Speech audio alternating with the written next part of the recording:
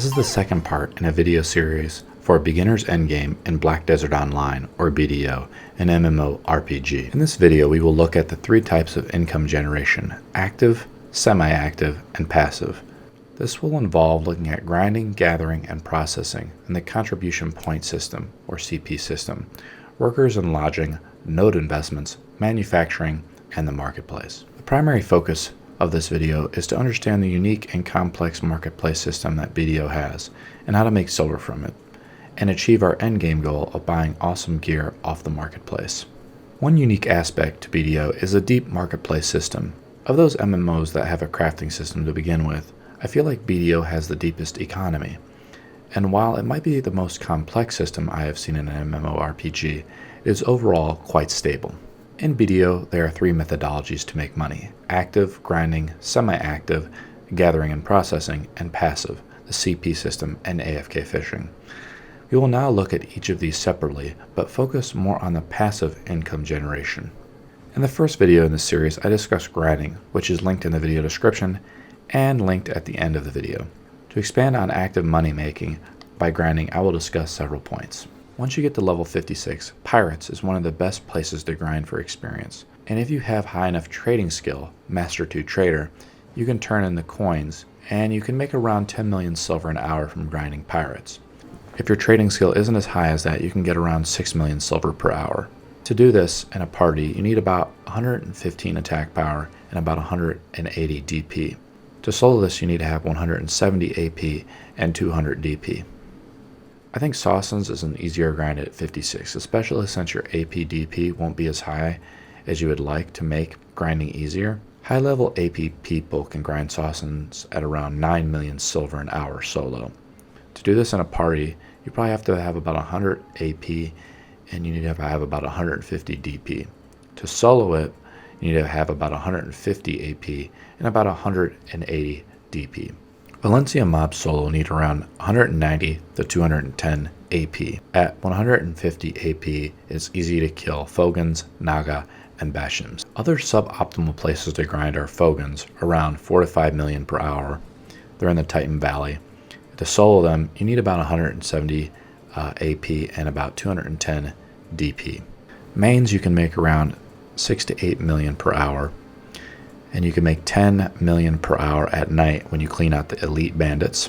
To do mains, you need to have about 80 AP and about 100 DP. You can solo this at 105 AP and 120 DP. Helms, you can make about 3 to 5 million per hour. And the Golem Elite Gathering, you can make 10 million per hour or more depending on your gear and gathering. An interesting concept for pirate grinding: you get 3 boats over there. You put your horse on one of the boats. Infinite stack bandanas on your horse, and then you infinite stack each coin type on each boat. You sell the boots, gloves, and armors to the vendors because the weight to silver ratio is bad. And then you can convert the silver into gold bars. And if you have a maid from the cash shop, it's easier to grind pirates for days if you are like a super grinder. A few more tips. Having high luck really helps and increases the drop rate on items. Typically, the party leader with the highest node investment should lead the group to increase the drop rate. Grinding with a buddy using the tax-free special deals for items is also just a great tip. Items are automatically placed to the market and profits are split among the group, apparently tax-free. This helps also when grinding for inventory slot management. The next aspect of acquiring silver is from semi-active gameplay. This comes from gathering and processing. Almost everything in the BDO world can be gathered. Almost every bush can be picked, every tree can be chopped or drained of sap, every river, lake, or ocean can be fished, every rock can be mined. It is pretty incredible how you can interact with the world as a gatherer.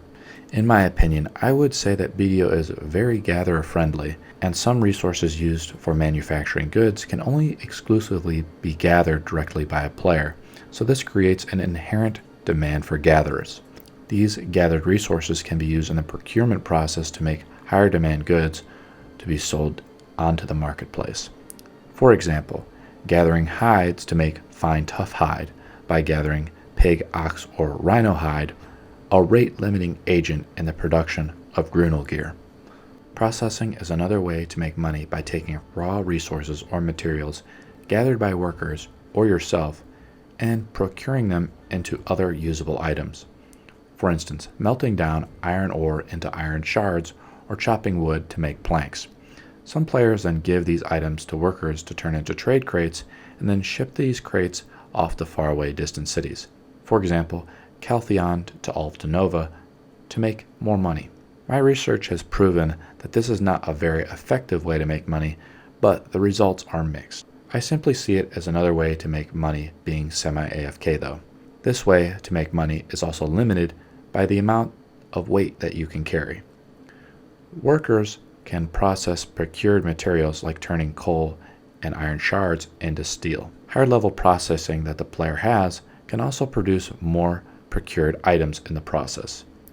We will evaluate the value of processing later in this video. The last aspect of making money in BDO is passively, such as through the contribution point system. This is the main area I want to talk about in this video because I feel it is pretty unique to MMORPGs that I've played in the past. It is a simple idea that you can invest time and then continually make money over time. CP is used to purchase nodes or buildings to manufacture goods or hire workers. Since we established in my previous video that we can acquire top gear in BDO through the marketplace, we can now use the CP system to acquire silver passively to get the best gear in the game. Simply put, CP is used to help automate the silver making process. Contribution points are gained through acquiring contribution experience. This experience is obtained by doing quests. Some quests are daily quests and can be repeated and are reset daily at 12 a.m. UTC. If you didn't power level in under 1 day described in my previous video on my channel, link in the description and at the end of the video, you did some quests and got some contribution XP. By the time you reach level 56, you should have somewhere around 50 to 60 CP. Super endgame players have over 300 CP and have extensive node empires. 300 CP is the soft cap. There are several great ways to get great CP EXP. The first, get Sawson's Outpost node up to level 3 or so. I think this activates the daily quests there. The daily quests there give great CP that are repeatable. This can be also used for the daily grinding hour and shares the great benefit of getting CP through those daily grinding quests. This can also be used for your daily grinding hour and shares the great benefit of getting CP through the daily quests there. Also, I think higher level quests give more CP EXP as required CP EXP increases with the more CP that you get. Another great way to get CP is by doing the Calpheon Daily Quests for about 15 minutes a day. This will give you around 1300 CP and is the best way to get CP in the game. The link is in the description on how to do this. Another great way to get CP is by cooking beer, which I will describe shortly. So now you have some CP, we can purchase nodes and buildings. Our goal is to automate some of the gathering process by hiring workers and feeding them beer to have them do it for us automatically. First, we have to buy lodging for our workers. In the city of Calpheon, lodging is located in the southwest part of the city. But lodging in any city can be found by selecting lodging while you're in the map view while the city is selected. The buildings will be highlighted by a pointing arrow. You can further select the level. Higher levels are better typically, but might cost more CP to obtain them, and this will allow us to hire more workers for a particular building. Buildings are linked in by building chains and require previous buildings in the chain to be bought before buying the next building in the chain. Blue buildings are immediately purchasable in the chain. Energy is a renewable resource that works across all members of your families or alts. The max energy is shared by all members or alts of your family and renews passively, about 1 per hour, while offline, or more if they are in a bed in your house. Energy is important because it is used to invest into nodes and to hire workers. Since we have lodging now, we need to hire the workers, and we need some energy for that. In late game, I think energy usage is most effective for gatherers, but I like using it to acquire workers from the work supervisor, which can be found by using the NPC guide for worker or finding the pickaxe icon on the minimap. You can purchase workers directly from other players using this vendor, but it is city specific and it might cost you a hefty amount of money. Or you can contract workers by spending 5 energy to randomly receive a race and skill level of a particular worker from the work supervisor. If you're starting out, do not get anything less than a blue level worker. If you are further along, 100 plus CP, you should try to aim for a professional or higher level only worker. The ultimate goal for a node empire is to have all artisan level workers. A player should buy any professional or higher level worker regardless of race, but the only race for blue skilled workers should be humans, and do not buy any worker below a blue skilled worker. The race of the worker depends on the player. Goblins have lower luck, they use a lot of stamina but can complete jobs quicker. They need to be refilled about every 3 hours of gameplay. Goblins work great for non-rare nodes, potatoes, wheat, etc., and they're great for longer distance from their hometown. Humans have higher luck but a medium amount of stamina. They need to be refilled about every 8 hours of gameplay. Humans have the highest value, and having an all-human workforce isn't that bad to have. They are in a great Goldilocks zone of stamina and speed. Giants have higher stamina and can work for much longer, and are for players who won't be around for a few days at a time, and they're very slow. It is advised to never buy giants. However, they're great for short distances from their hometown. Typically, you want to get human workers because they seem to have the highest luck to gather more resources from rare nodes, and they don't require as much micromanagement, and can allow you to be AFK longer. But goblins are really good if you don't need luck for a particular node, and you can be around your desktop computer more frequently throughout the day. Now you have lodging and a workforce. You'll need to gather raw materials.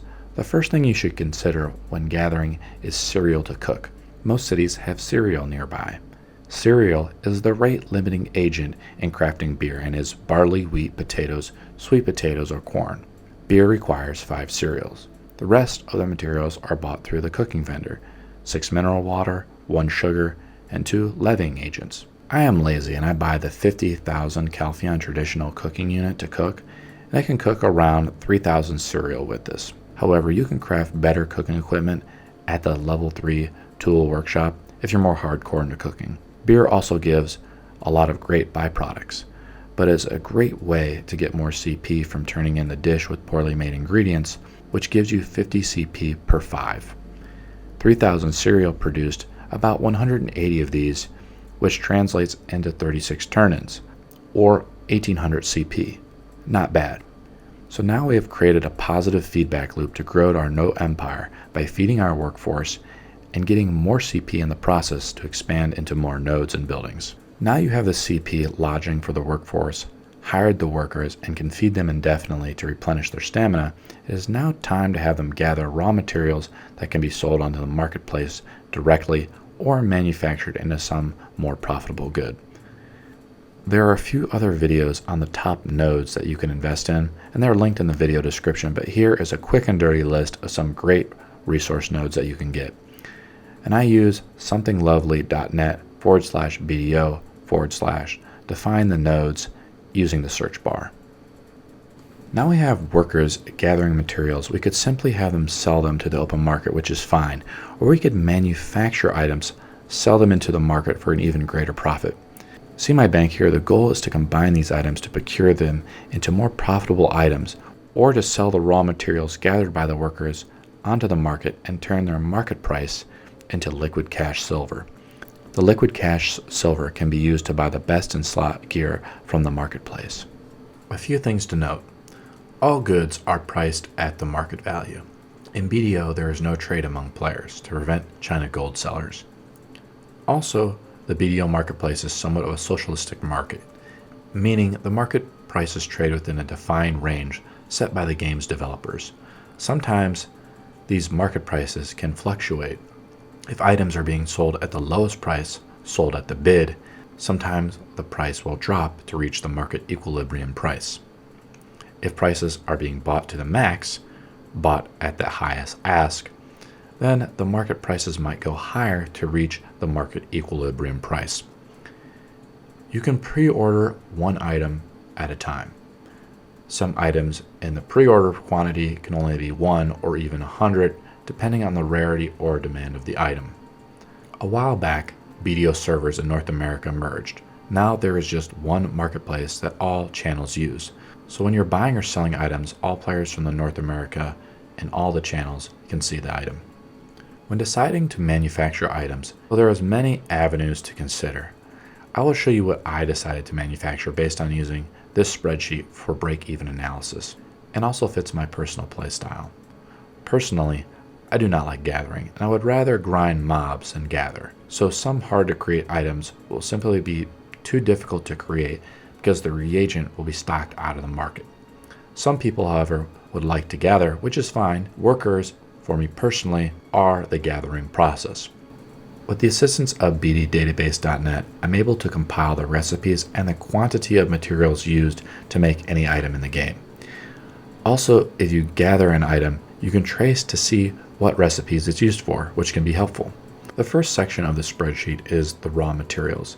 These are the base materials collected by the workers that are used in the procurement process to manufacture items. Then we have vendor items, which can be bought at the vendor, typically for an immaterial amount of silver.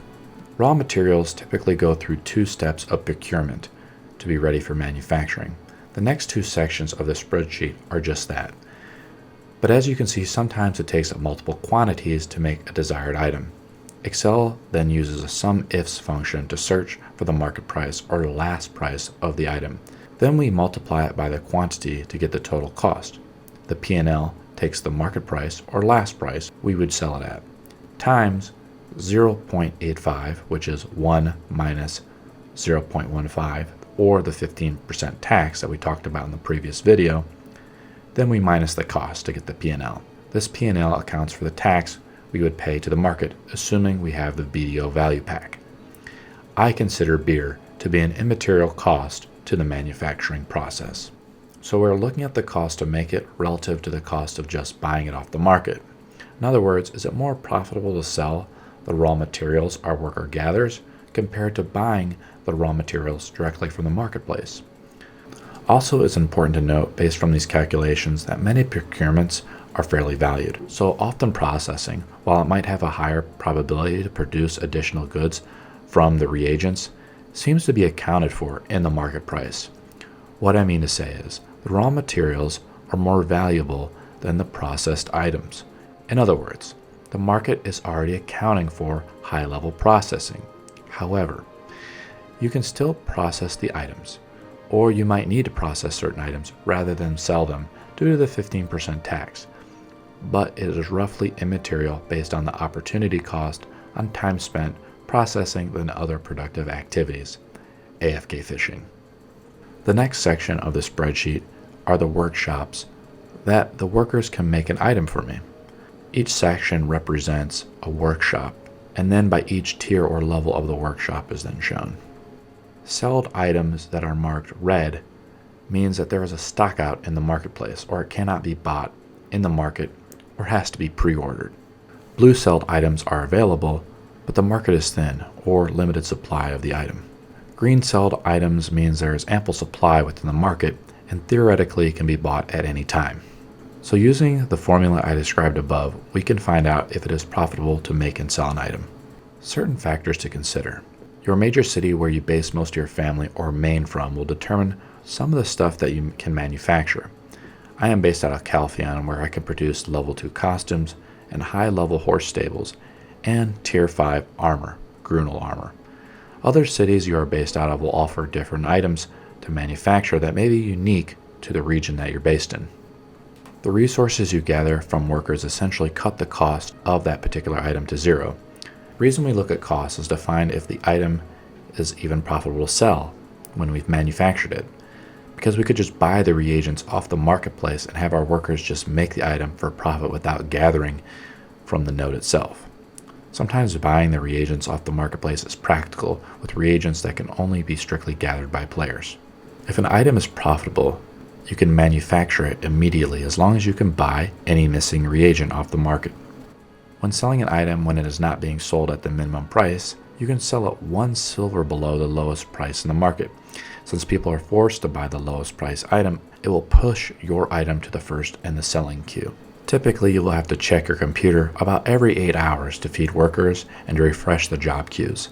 In between this, you can AFK fish to make additional money. Certain factors to consider when manufacturing items. Is there a constant demand for the item? Is there a reason why the item is in constant demand? Is it needed to create higher enhanced gear? For instance, with cooking clothes, a player might buy lots of them to try to enhance +3 cooking clothes. Since people are always cooking to make beer to feed workers, cooking clothes have an inherent demand to them. Does the item have reagents that can be obtained by our gathering workers or by the marketplace? Is the item in limited supply? If the item is in high demand, yet there's too much supply of it, it will probably be impossible to sell. Is the margin on the item big enough? And is the market sale price of the item high enough to make it worth our time? Some examples will clarify this. So you know I'm lazy, and I don't want to go out and gather, but I'm also based in Calpheon. I have a bit of valuable nodes already invested in. I focus on making fishing rods through the Tier 3 tool shop. Fishermen lose durability on high-end fishing rods when they enhance them using the black weapon stones.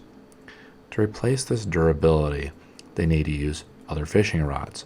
The margin on these range from about 20 to 30%, and the market prices fluctuate, so you have to pay attention. There's a nice profit of about 160k to 250k on each sale. I buy the pure crystals off the market, as well as some blackstone powder. My workers make the steel using coal and iron through the mineral workshop since I don't know the crafting formula personally. I like this because it uses some of my metal my workers gather as well as some of the timber. You can see with the cooking utensils that they are stocked out of the marketplace because the BDO market system does not allow for fair market price, because you can only make around 24k silver profit, even though the margins are okay, 10 to 28%. This is a common problem with the socialistic marketplace. Certain items will be stocked out because it's not fairly valued on the market. Another item I focus on in the manufacturing process is costumes. I gather the powders from rare nodes, and I can make the cotton fabric or flax fabric from the nodes I already have, or I can buy those directly off the market. Market prices vary on the costumes, and sometimes they sell up to 450,000 silver. For instance, the silver embroidered farmer's clothes. This leaves me with a nice healthy profit of 155,000 silver. People need to use costumes in the RNG enhancement process. This leaves a constant demand for these items. If these costumes fall too low in price, I save them up or ship them out to storage until the market prices return to a more normal state, usually accompanied by a decreased supply or increased demand in the good. Unfortunately, the Tier 2 costumes are produced at a loss. As you can see, you can take AFK money-making skills to the next level through manufacturing, and it is a bit more work. It takes a little bit more activity to make sure you have all the reagents in your warehouses, because most of the time your workers won't be able to gather all the reagents necessary to manufacture a good. And this is another reason why there is a market demand for that good. While the worker system as well as the manufacturing system are pretty unique for an MMO, the same adage is still relevant for BDO as it is for any MMO. More money means more work and more time in the game. The last aspect of passive income I just want to touch on briefly is AFK fishing. There are already some decent guides on this by Incendar, the link is in the description. All I will comment on AFK fishing is this. High-level AFK fishing makes you around 28 million silver per day. You want to fish in more abundant resources, but still be in a safe zone so you're not going to get PK'd. Heidel River, Calpheon's River, and Velia's Ocean are all nice hotspots for fishing. The ethereal fishing rod is the best fishing rod that all their fishermen have recommended for overnight AFK fishing, so durability will hit 0. Mine is currently at +5, but if you're more hardcore, you can always enhance it up to +10 if you have the cash. A +10 branded Balanos fishing rod can last a long time as well, and is also another good rod to use. After one night of fishing in Calpheon, I got 6 ancient relic shards that sell for about 625,000 silver each, sometimes up to 750,000 silver, which is approximately 3.1 million silver for being AFK, and around 300,000 silver in fish. This video covered many ways to make income, actively, semi-actively, and we focused on the CP system and how we can make money AFK or passively. Subscribe to follow the last video in this series where we look at best in slot gear and how to obtain it. like, subscribe, and comment on some tips that I may have missed, or you would like to just share with others that have watched this video, and I'll see you in the next chapter.